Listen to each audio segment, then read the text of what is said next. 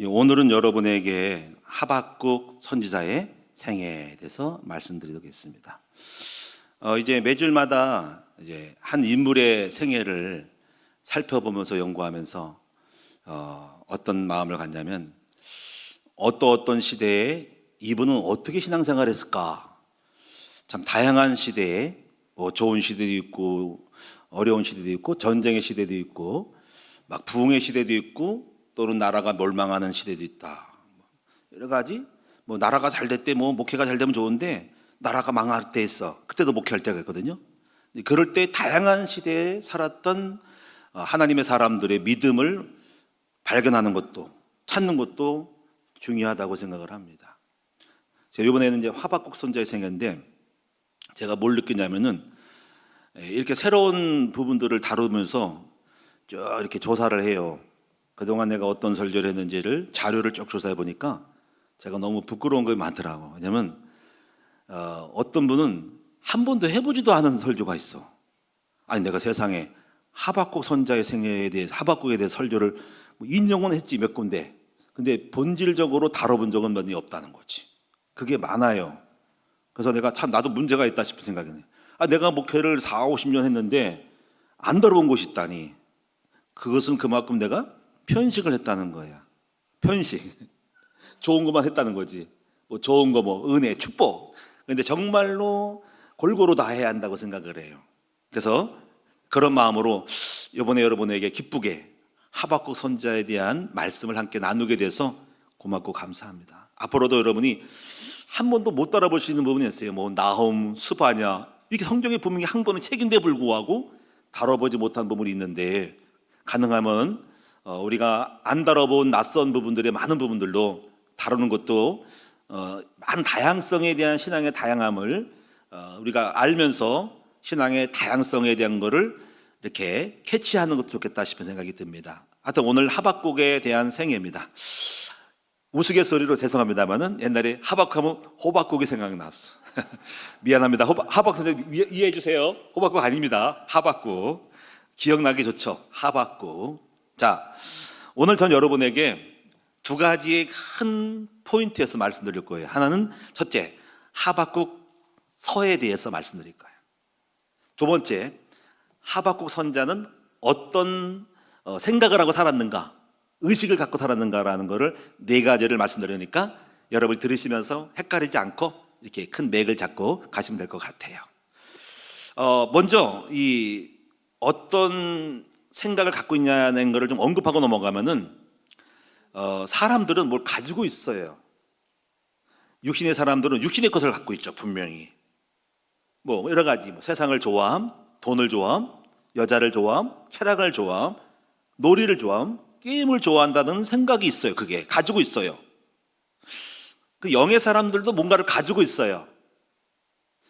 신앙생활의 성장이라고 하는 것은 저와 여러분이 무엇을 가지고 있느냐, 무엇을 알고 의식을 갖고 있냐가 중요하다는 거죠. 그래서 그 가진 것이 그 사람의 인격을 좌우하고, 그 사람이 만약에 돈만 좋아하고 세상만 좋아하면 아유 속되다 하고 그 사람에 대한 거를 평가절하할 거는 거예요. 근데 그 사람이 초라하고 부족해도 뭔가 뜻이 있어. 나라를 생각하면 야 그래도 애국자네. 이게 뭔가가 그 사람을 대하려 보면 느끼는 게 있단 말이니까. 그래서 영적인 사람도 가지고 있는 것이 있어요. 그게 뭘까요? 하박국 선지자를 통해서 진정한 하나님의 사람이 가지고 있어야 될 내용들을 가지고 있다라고 생각을 해요. 그 내용들이 네 가지인데 우리 함께 그 축복을 가져볼 수 있기를 바랍니다. 그리고 그 의식을 가지고 있는 것이 그 사람의 인격이고 삶을 만들고, 그리고 하나님이 그걸 보시고 하나님이 저가 무엇을 가지고 있는지를 아시고 축복을 쏟아부어 주시는 거죠. 다릅니다. 그 축복을 한번 찾아보도록 하겠습니다. 자, 먼저 여러분 하박국서에 대해서 살펴보게 해요. 하박서에 대한 찾아보는 것은 딱 세 가지 정도 찾으면 돼요. 첫째는 시대적 배경, 하박국의 이름, 그리고 하박국서의 특징, 이렇게 보면 될 것 같아. 먼저 여러분이 이 하박국서는요 어떤 시대냐면은요 항상 그 말씀을 이해하려면 시대적 배경을 이해해야 되는데 그 당시의 시대는요 아시리아 제국이 쇠퇴를 하고 신바벨론 제국이 떴을 때예요.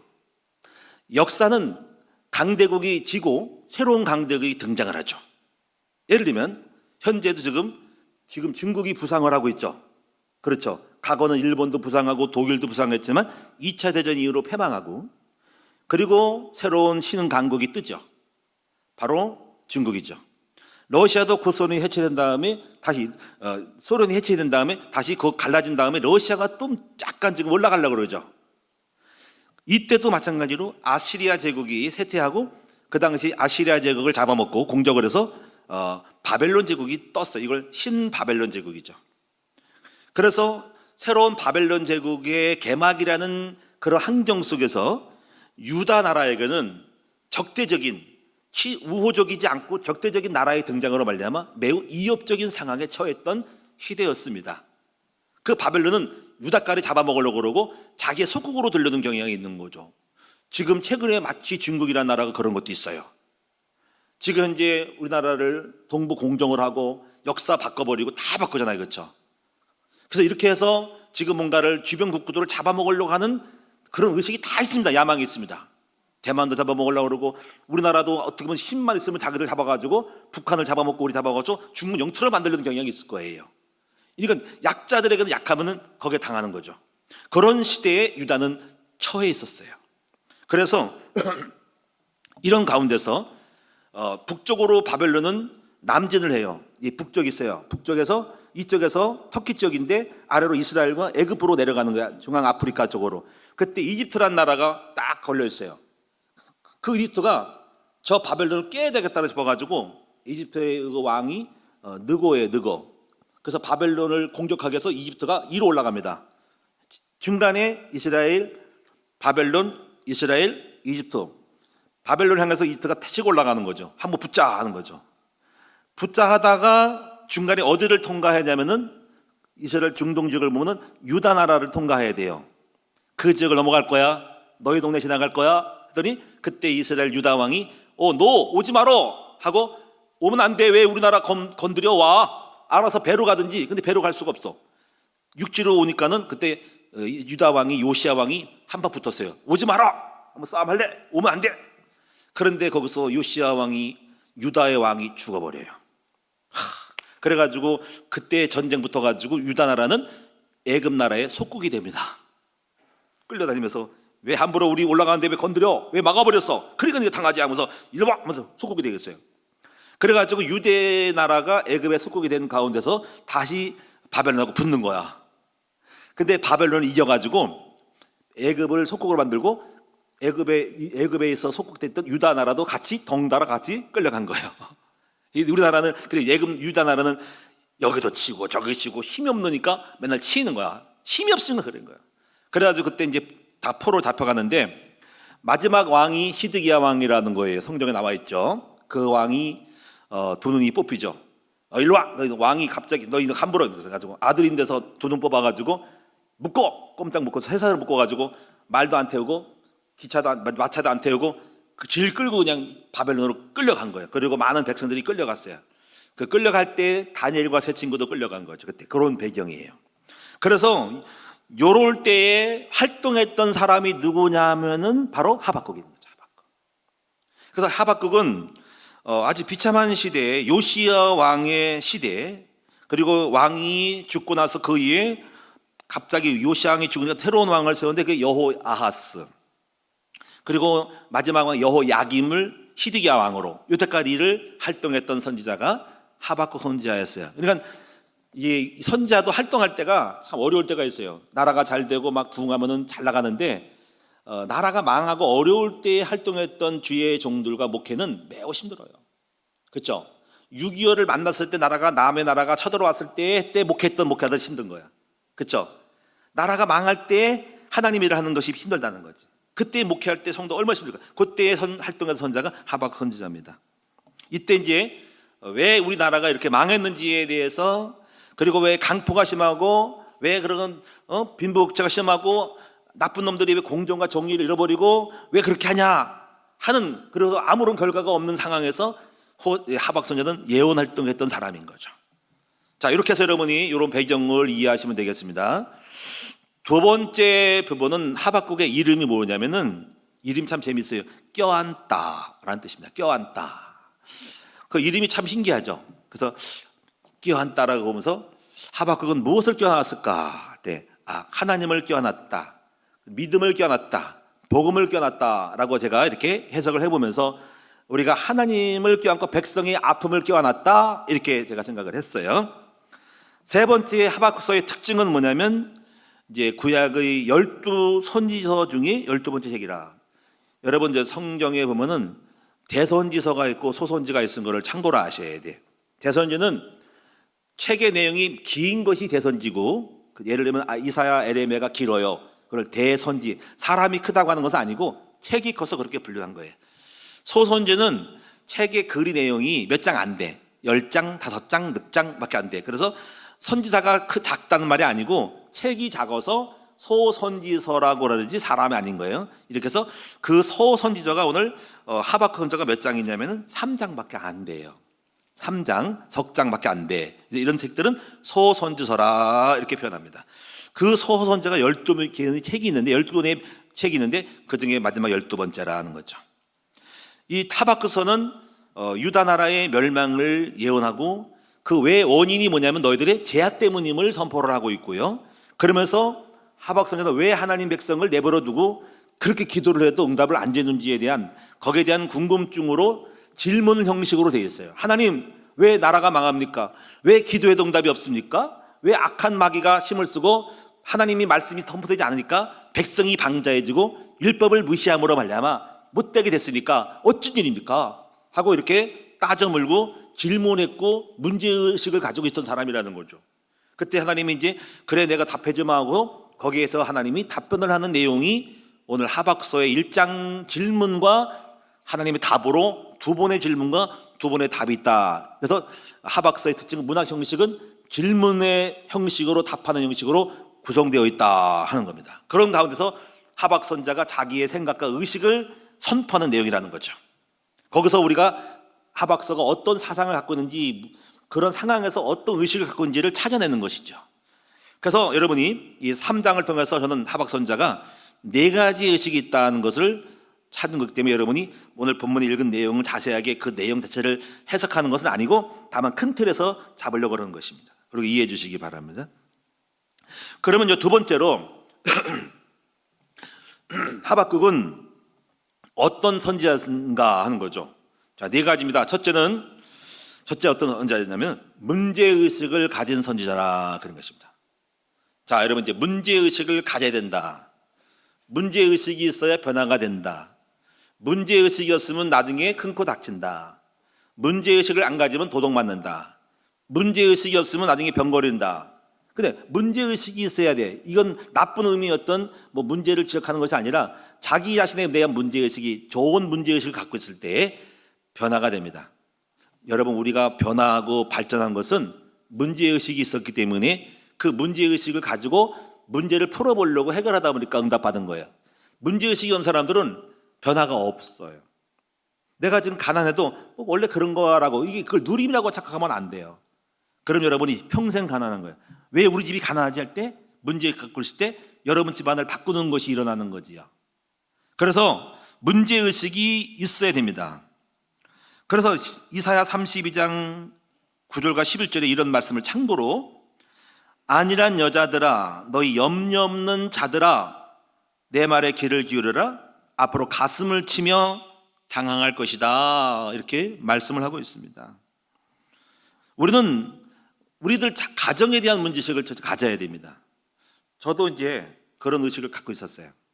제가 이제 교회를 다니면서 말씀을 들어야 또 말씀을 많이 배워야 눈이 열려. 말씀이 없으면 문제의식이 안 생겨. 근데 하나님 말씀을 읽다 보니까 우리 삶이 정상이 아닌 거야, 내가.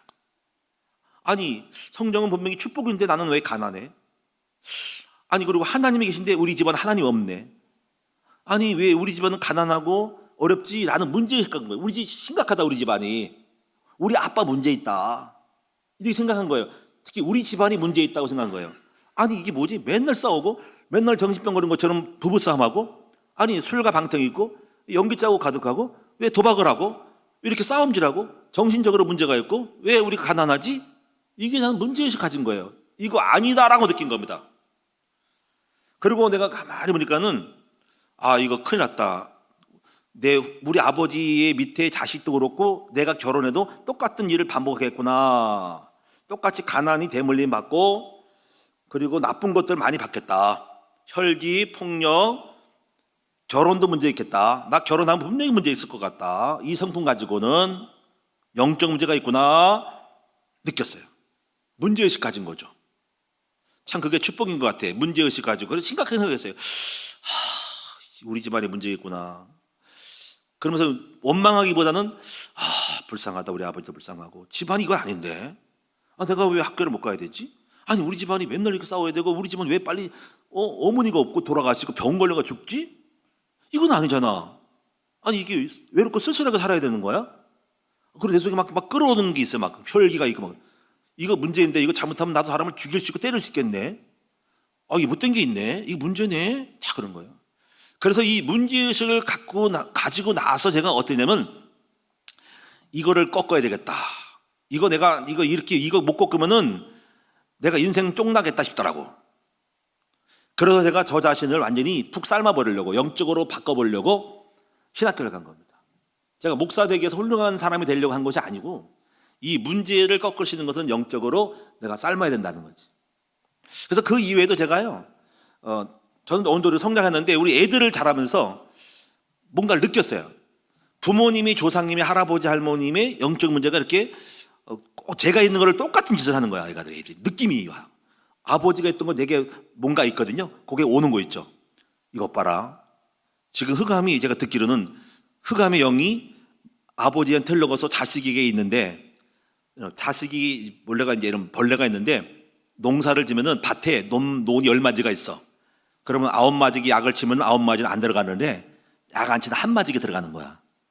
흑암이 첫째 아들에 갈까, 둘째 아들에 갈까, 딸한테 갈까, 누구한테 갈까, 흑암이 돌아다니는 것 같아. 또 그 예배를 닮은 거야. 다 있어요. 내가 그걸 보고 느끼면서 이것도 안 되겠다. 반드시 쟤들도 조금 퍼센테이지는 낮겠지만 그 색깔이 있구나 느꼈어요. 실제로 그걸 느꼈어요. 실제로 뭔가 있어요. 애들이 하나님을 제대로 안 믿으면 분명히 우리 할아버지 저에게 있는 문제를 답습하겠구나. 그래서 처방을, 문제의식을 가진 거예요. 그게 좋은 거예요. 그래가지고 어떡하지? 그냥 단순히 교회 가면 안 될 것 같아. 아무리 말해도 안 들어보니까. 그래서 내가 신학교를 보내야 되겠다. 저가 그때 할 수 있는 방법이 없어요. 왜 그렇게 하냐면은 이렇게 생각한 거야. 여러분이 산에서 들여서 약초를 캐면은 고사리 같은 것도 있잖아요. 그냥 먹으면 안 된다 그러시겠죠. 무슨 나무를 캐면은 어떤 거는 법제를 해야 되잖아. 그렇지? 물에 담그든지 한번 삶아서 데쳐야지 독소를 빼야 된다잖아.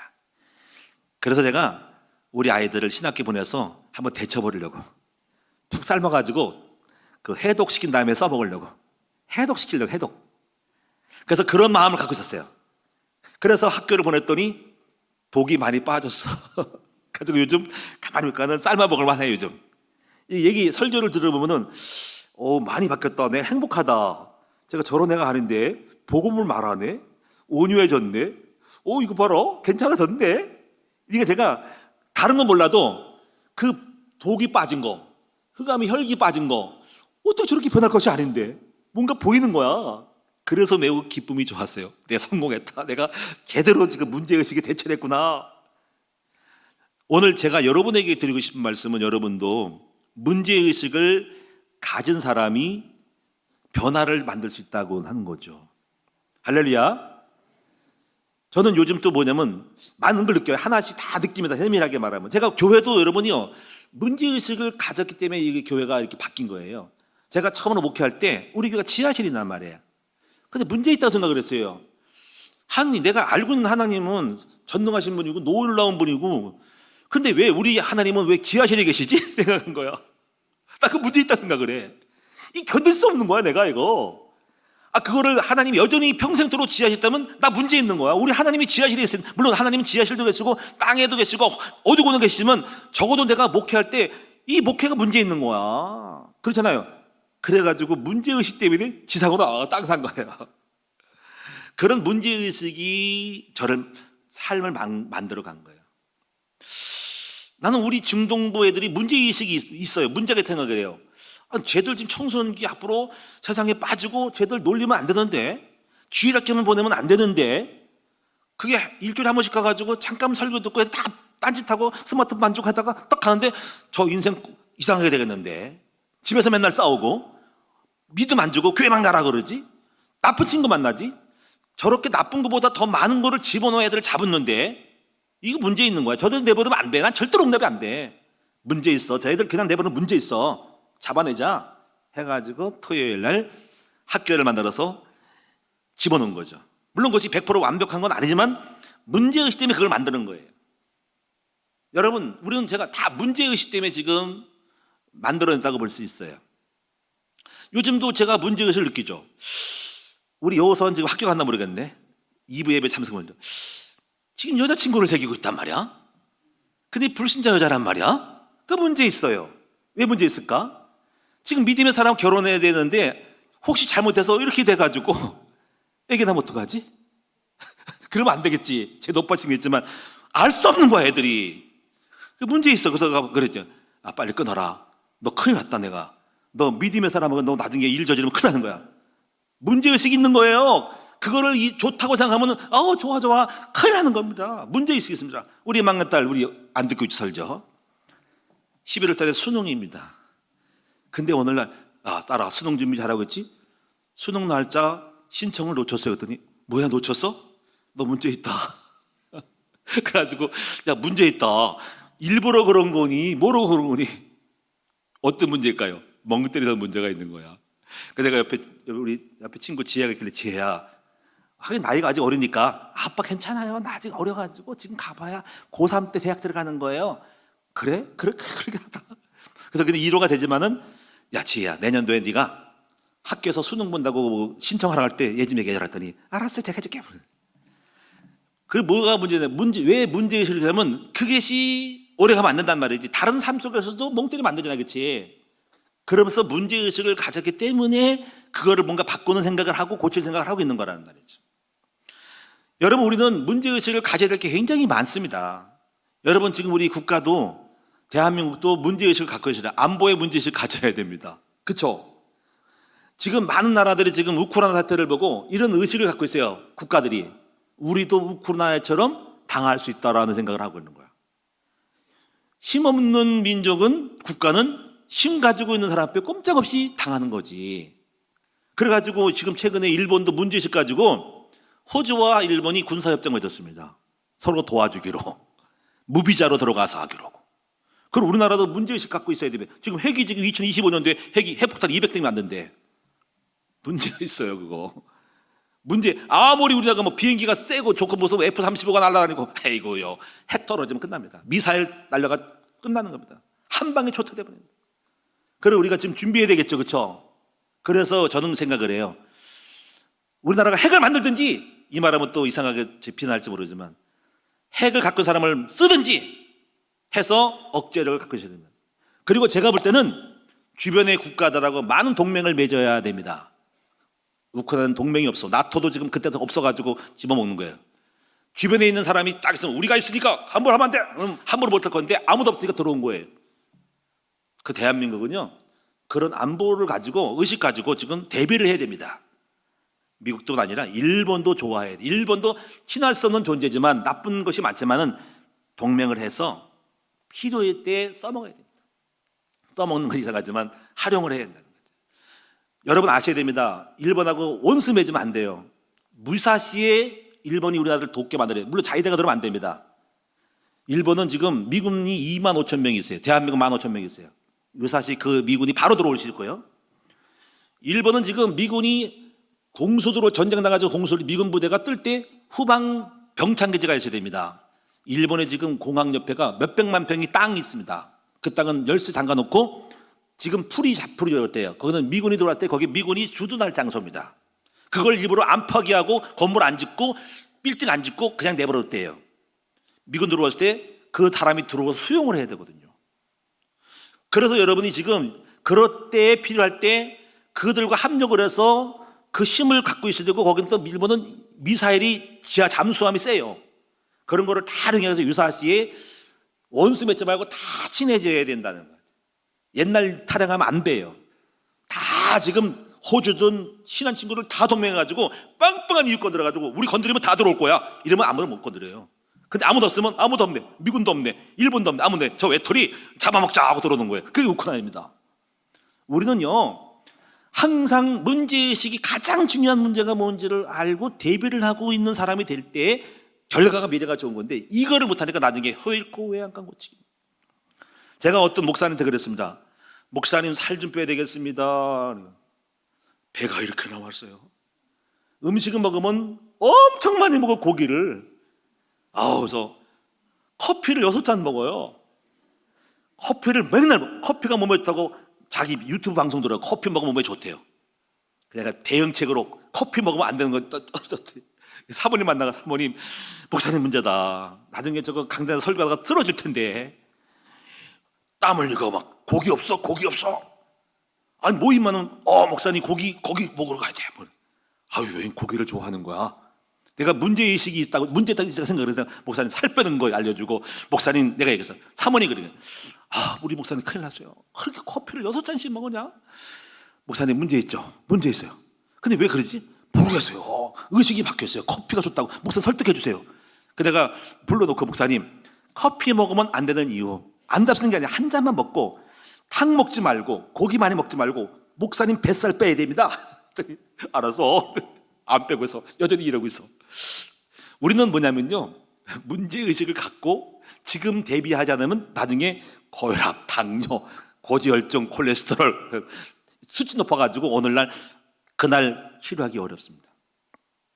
오늘 저와 여러분이 이 문제의식을 갖는 것이 축복임을 아셔서 한번 여러분 가만히 생각, 나쁜 의미의 문제의식이 아니고 좋은 긍정적인 의미에서 여러분 건강의 문제의식을 가지시고, 그리고 가정의 문제의식, 자녀에 대한 문제의식을 가짐으로써 끊임없이 여러분이 발전할 수 있는 여러분 됐으면 좋겠습니다. 근데 그 문제의식이 뭐냐면, 나는 괜찮아, 나는 가난도 괜찮아, 나 원래 병 달고 살아, 나 이런 거 괜찮아, 원래 그런 거 아니야, 나 세상에 놀고 그런 거 아니야.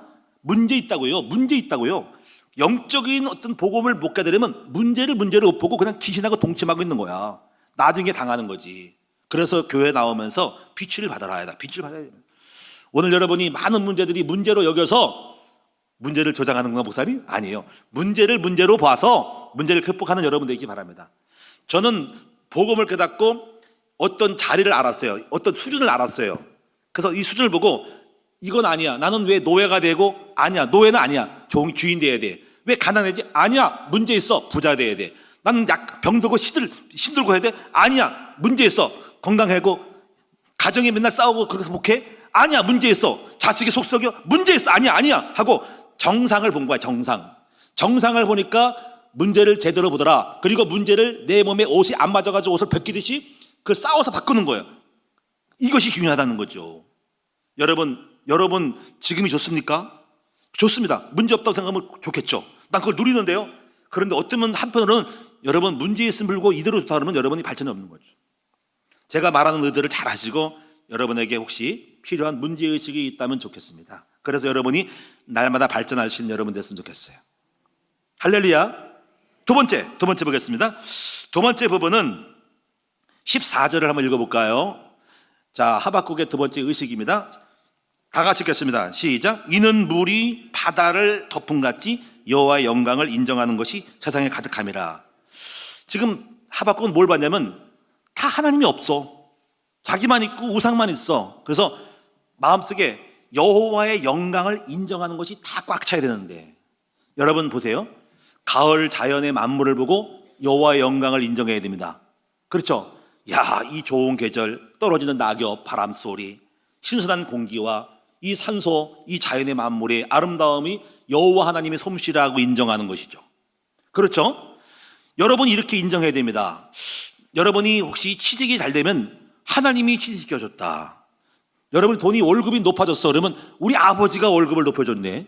우리 자식이 결혼을 했어 그러면 야, 하나님이 결혼시켰네. 아, 아기를 낳았어 그러면 우리 아버지가 아기를 주셨네. 내가 건강해. 하나님이 건강 주셨네. 와, 이렇게 여러분이 범사에 하나님을 인정해야 된다는 거지. 할렐루야. 제가 이제 요즘 아침마다 이렇게 운동을 해요. 조깅을 하면서 이게 호흡도 해요. 호흡을 쫙 단전호흡을 하면서 가만히 이렇게 하니까 너무 감사한 거 있죠. 야, 하나님께서 이렇게 병원에 안 가고 아침에 달리고 운동하는 것도 일단은 병원에 안 가는 게 좋은 거야. 안 가고 건강한 것도 감사하다. 하나님이 건강을 주셨구나. 할렐루야. 그리고 마음이 평안해. 아버지가 마음이 평안한 걸 줬구나. 목회도 은혜롭게 여러 가지 어려움도 있겠지만 다 순탄하게 넘어가고 참 감사하다 하고 감사가 막 넘치는 거예요. 근데 하나님이 하셨구나 하고 인정이 되는 거죠. 여러분이 여호와의 영광을 인정하는 여러분 범사가 됐으면 좋겠어요. 한편으로 생각하면은 우리나라에 뭐 정치인도 있고 축구 선수도 있지만은 다 훌륭하다고 박수 치지만은 가만히 생각하면 좀 약간 고개를 갸웃하죠. 그들은 절대로 그들의 입속에서 우리 하나님이 이렇게 골을 넣게 했었어요. 우리 하나님이 내가 영국으로 이렇게 뜨게 했어요. 그런 사람이 없어요. 대통령도 없어요. 우리 하나님, 물론 정치적으로 발언 안 하겠지만은 그런 종교적인 그런 마음을 갖으면 반박하겠지만 그래서 보이는 게 있을 거 아닙니까? 하나도 여호와를 인정하는 것이 없어요. 여당이든 야당이든 없어요. 누가 있겠지만 한 사람도 표현을 안 합니다. 그런 것이 저는 좀 아쉽죠. 우리의 목적이 뭔지 아세요? 범사의 여호와의 영광을 인정하는 거. 우리 아버지가 출세해서, 아버지가 성공해서, 아버지가 돈 벌게 해서, 아버지가 건강 줬어, 우리 아버지가 우리를 결혼시켜서, 우리 아버지가 나를 배필을 만나게 해서 전부 여호와의 영광을 인정하는 것이 가득 차게 되어야 한다는 거지. 그렇지 못해요. 그래서 저는 싸울 거예요. 모든 사람으로 우리 하나님이 하나님 되게 만들고 여호와의 영광을 인정하게 해야 되겠다는 거지. 그런 마음을 가지셔야 된다고. 저는 그런 마음이 있어요. 여러분이 그래서 이렇게 해야 돼요. 우리는 다 범사에 주의 이름으로 말하고 주의 이름으로 해야 돼. 여러분이 혹시 사업을 하거든 어떤 일든 간에 기도를 하면서 하라고. 왜 그럴까요? 그래야지 그것이 응답받을 때 기도했더니 우리 아버지가 들어줘서라고 하는 거예요. 그래서 기도 안 하고 하는 것은 나중에 좋은 응답이 와도 내가 했다고 생각 아버지 것이 빠르져요. 성경은 이렇게 이것이 정답이에요. 범사에 주의 이름으로 말하고 주의 이름으로 기도해서 하라고 하는 것입니다. 그래야 결과가 우리 아버지가 하셨다 되는 것입니다. 우리의 의식이 뭔지 아세요? 여러분의 마음속에서 여호와의 영광을 인정하는 것이 온 세상의 범사에 장소에 날에 상황에 문제 속에 잘못돼도 다 어려움 당해도 몸이 아파도 여호와 하나님이 그렇게 하셔서 여호와의 뜻을 인정하는 것이 중요하다는 거예요. 하나님이 빠지면 안 된다 이 말이에요. 세 번째 보겠습니다. 세 번째는 하박국 선지자는 여기 본문의 3장 2절에 있어요. 다 같이 읽어보겠습니다. 시작. 여호와여 내가 주께 대한 소문을 듣고 놀랐나이다. 여호와여 주는 주의 일을 이 수년 내에 부응하게 하소서. 수년 내에 진노 중이라도 부응을 꿈꿨어요. 지금 매 맞고 있고 지금 포로됐는데 부응을 꿈꿨던 사람, 저와 여러분은 하나님의 일에 대한 부응을 꿈꾸는 여러분 되셔야 됩니다. 여기 중요한 건 뭐냐면 여러분이 지금 하나님의 일에 대한 생각을 하고 있냐는 거죠. 여러분 어떤 부응을 꿈꾸고 있는가요? 그래 열심히 교단에 돈 많이 벌어가지고 빌딩 사가지고 열심히 놀러 다녀야지. 그래 내가 돈 많이 벌어가지고 내가 뭐 시의원 되고 뭐 성공해야지. 좋은 차 사야 되겠지. 그런데 정말 양심적으로 살펴보세요. 여러분이 정말 주의 일에 대한 그런 부응인 생각을 하고 있는지, 여러분 정말 마음에 주님의 일에 관심이 있는가요? 성교에 관심이 있는가요? 비전 스쿨에 관심이 있는가요? 여성 전도자들에 관심이 있는가요? 성교에 관심이 있는가요? 여러분 주님의 일에 대한 관심, 부응을 꿈꾸고 부응을 헌신하고 부응에 대해 투자하고 부응의 일을 하는 여러분 됐으면 좋겠다는 거지. 우리는 항상 제 마음에는 어떻게 하면 교회를 세울까? 어떻게 우리 주일학교가 잘 될까? 어떻게 리더스쿨 될까? 늘 그거밖에 생각을 안 해요. 어떻게 법인 세워가지고 우리 애들 학교 세울까? 하나님은 누구를 축복할까? 누구를 기뻐할까? 하나님은 주의 부흥을 꿈꾼 사람을 기뻐하는 줄 분명히 믿습니다. 오늘 전 여러분 생각할 때 이 생각이 좀 미안하지만 섭섭한 생각이 좀 드는 거예요. 제가 가만히 보니까 어떤 분들을 보면은 여러분을 책망하는 것이 아니고 대안학교를 여러분 헌금을 하셔요. 보면 참 감사해요. 제가 주보에 다 치고 기록을 해요. 어떤 분은 5,000원, 10,000원. 근데 한편으로 이러는 거예요. 갑자기 생각나. 근데 이분은 몇 년이 가도 대안학교 헌금 한 번도 해본 적이 없어. 이분은 건축 헌금 해본 적이 없어. 유치원 헌금 해본 적이 없어. 와, 이것도 기적이다. 아니, 어떻게 한 번도 안 할까? 아니, 관심이 없구나. 주님의 일에 대한 부흥에 관심이 없다는 거지. 왜 그래? 물질 있는 것에 네 마음도 있다는 거지. 저는 여러분이 많은 돈이 아니라 여러분이 주의 일을 한다면 내가 못하면 물질에 들어가지고 관심을 표현하는 것이 정상이거든요. 정말 주의 일에 대한 부흥의 사람들은 주님의 교회가 하고 있는 일에 대해서 그에 대해서 부흥을 꿈꾼다면은 그 일에 대해서 뭔가라도 지금 기도하든지 헌금이라도 들여가지고 한다는 거죠. 그런 마음을 가질 수 있는 여러분 됐으면 좋겠다는 거지. 그리고 그런 분들 때문에 지금까지 교회는 이루어가고 있어요. 저는 우리 여성들이 너무 소중하고 이번 여자 목자에 가는 거 너무 기뻐요. 나는 우리 여성들이 너무 안타깝고 우리 자매 같기도 하고 우리 정말 아름다운 우리 자매님들이 성도님들이 정말 주의를 하고 있고 남편이라는 그들의 갇혀서 남편이 하부리면 여자들은 꽂히거든요. 여성들은 정말 활동을 많이 못하는데 행복이 뭘까요? 나면 돈을 벌고 사업해가 밖에 나가서 으쌰싸가지고 뭘 이러면 내가 영광이라는데 여자는 그들이 있습니다. 저는 우리 근나무기에 오신 여성들이 너무 행복했으면 좋겠어요. 그래서 제가 마음속에 저분들이 자부심을 갖고 자존심 갖고 인생 삶 속에 행복이 뭘까 할 때 전도자의 삶이라고 생각을 해요. 영혼을 구원하고 하나님을 하고 말씀을 가르치는 그것이야말로 여성의 가치를 높여주고 이대한 것이 아니라 생각하는 거죠. 그래서 제가 그 형들을 높이기 위해서 학교도 보내고 학교 제가 간 건 아니 공부한 건 아니지만 다 보내주고 안내해주고 중학교, 고등학교, 검정고시 보고 대학교 졸업시키고 나는 그게 너무 기뻐요. 이번에 여자들 목자야 내가 기뻐요. 여성들이 행복하고 거기서 즐거운 시간 가지면 얼마나 좋을까라는 거죠. 우리는 하나님께서 보실 때 여러분이 하나님의 일을 하는 사람들에 대해서 주의 일에 대해서 관심 가지고 여러분이 조금 마음을 표현하고 해야 한다는 거죠. 이것이 주님이 우리가 주의 일을 기쁘게 하는 것입니다. 우리가 하신 대로. 여러분 네 번째로는요, 마지막으로 하박국 선지자는 어떤 사람이었냐면 3장에 보겠습니다. 17절입니다. 다 같이 읽어보겠습니다. 17절 시작. 비록 무화과 나무가 무성하지 못하고 포도나무에 열매가 없고 감람나무에 소출이 없고 밭에 열매가 올 것이 없으며 우리의 양이 없을지라도 외양간에 소가 없을지라도 나는 여호와로 말미암아 즐거워하며 나의 구원의 하나님으로 말미암아 기뻐하리로다. 야, 대단하죠. 지금 돈이 없대요. 지금 우리의 양도 없고 소도 없대요. 밭에 소출도 곡물이 아무것도 자란 것이 기근만 나가지고 없대요. 그래도 기뻐한다는 거죠. 이것이야말로 진정한 능력이 아닐까요? 우리는 거기다가 어디 맞추냐면 잘 되고 돈 많이 벌고 좋은 아파트하고 할렐루야 다 누가 기뻐해. 근데 누구나 아파트가 없고 가난하고 돈도 없고 몸도 아프고 힘들고 먹고 싶고 미래가 걱정되고 그런데 기뻐하는 사람이 누가 있을까요? 진정한 능력은 없는 가운데 누리는 것입니다. 그런데 그냥 누리는 건 억지적은요. 그런데 물질로 가진 것보다는 하나님의 그 존재감, 하나님과 함께함, 주님이 나에게 주신 축복이 더 크니까 그 자체만으로도 보호가 있기 때문에 기쁨이 온 것이 아닐까? 여러분도 그런 경험 있죠? 지금 돈도 없고 가난하고 아무것도 없는데 불구하고 아무도 없고 외롭고 사람도 없어 홀로 됐어도 기뻐하시는 것은 뭐냐면 우리 아버지로 만족하는 거, 하나님이 주신 축복이 감사하고 지금 내가 주님 건강하고 주님 나를 사랑한다는 그 존재감만으로 나는 기쁜 거, 이것이 진짜죠. 이 축복인 사람들은 어떤 환경이 없더라도 감사할 수 있고 기뻐할 수 있다. 이것이 신앙의 본질이고 믿음의 본질이라고 하는 거죠. 오늘 여러분에게 이 축복이 있으면 좋겠습니다. 결혼 생활하면서 우리 남편이 뭐는 많이 안 해줘, 그래서 싫어, 이게 아니고 불평 원망해, 왜 그래, 이게 아니라 혹시 남편이 어려움 당하고 경제가 안을 없고 어렵다 하더라도 기뻐할 수 있는 사람이 되고, 혹시 우리 아내가 내가 보기에 부족함이 보인다 할지라도 그 아내가 부족해도 기뻐할 수 있는 사람. 왜? 주님으로 만족하니까. 우리 자식이 속을 썩이고 내 마음이 100% 안 들어도 나는 기뻐할 수 있는 사람, 하나님께 만족하고 우리 아버지 앞에 있음으로 감사하고 그리고 소망이 있고 기도할 수 있음으로 감사하는 거. 이런 여러분 됐으면 참 좋겠다. 이것이 진정한 신앙인이다. 우리는 거기다가 축복을 받아 기뻐하는데 그게 축복이 없어도 되는 거, 이런 사람 만들어지는 것이, 이런 사람은 세상이 아무리 우리를 공격해도 우리를 이길 수 없는 사람이 되는 거, 이걸 믿음의 사람인 거죠. 이게 진정한 누림이고 진정한 행복자죠. 여러분에게 이 축복이 있기 바랍니다.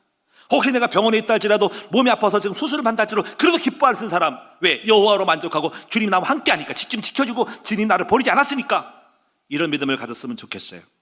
우리는 그렇지 못하거든요. 조금만 자식이 속을 썩이고 부인이 속을 썩이고 경제가 어려우면 낙심이 돼가지고 하나 없는 것처럼 느끼는데, 그게 아닌 힘들고 어려워도 외양간에 소가 없어도 기뻐 감사할 수 있는 사람이 하박국 선지자였다. 결론, 사랑하는 여러분, 우리는 하박국 선지자를 통해서 네 가지를 그 사람이 가지고 있는 의식을 배웠어요. 우리는 하박국 선지자 그 다음의 결과는 어떨지 모르겠어. 이렇게 했으니까 복을 받다, 그건 생각하지 마세요.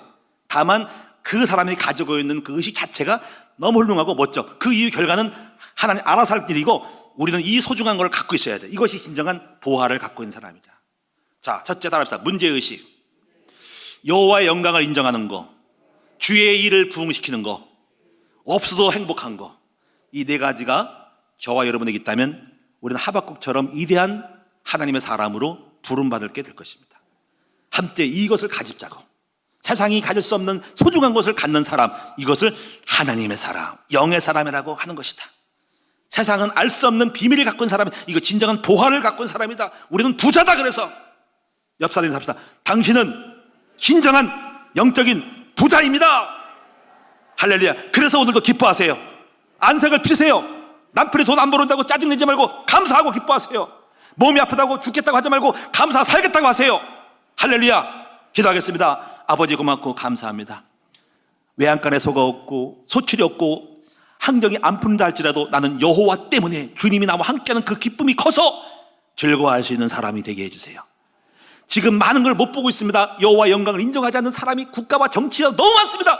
그러나 내 마음의 소원은 정말 모든 현장마다 사람마다 사건마다 여호와의 영광을, 그의 능력을, 그의 존재를 인정했으면 좋겠다. 그리고 주님의 일을 꿈꾸고 부응하는 일이 있으면 좋겠다. 하나님의 일에 대해 내가 헌신하고 쓰임받았으면 좋겠다.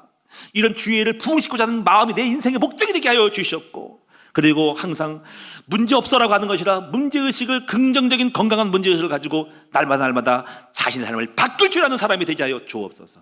그러므로 승리하는 우리 모두가 되는 축복을 누리게 하옵소서. 예수님의 이름으로 감사하며 간절히 기도드리옵나이다.